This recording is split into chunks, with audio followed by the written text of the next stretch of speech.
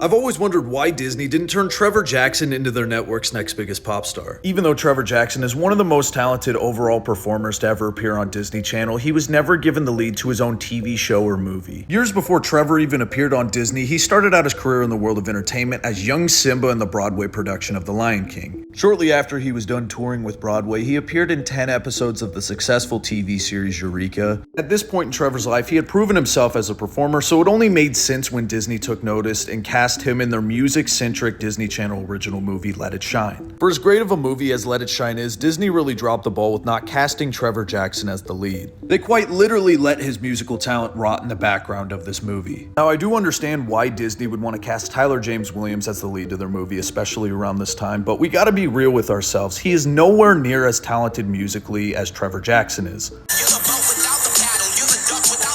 Yeah, this is not 8 Mile by any means. Even though Let It Shine was really successful, Disney knew they screwed up by not having Trevor Jackson play the lead. They knew how talented Trevor was and they didn't want to lose him, so in efforts to not lose him to a competitor, they offered him the deal of a lifetime, but he turned it down. There was an offer that I had from Disney to have my own TV show, to have my own movies, have my own doll, to like everything. They're like, they literally said in the meeting, we're gonna give you the keys to the kingdom, right? Okay.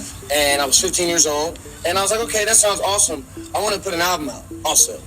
And they're like, yeah, not really though. That'll be like second. And I turned it down. All of that down.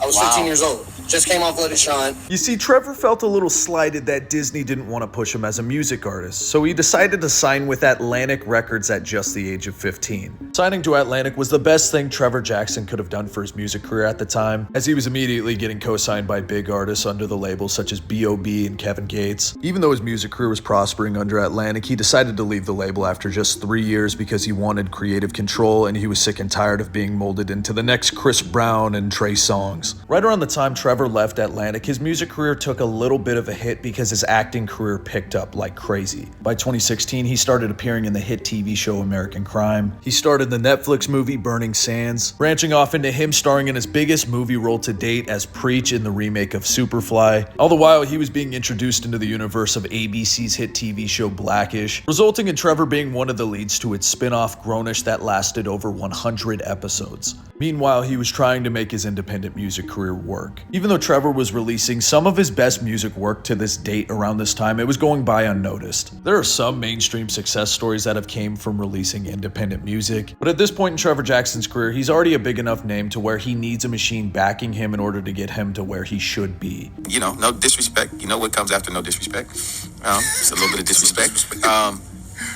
You're bigger than independent music. You need a machine.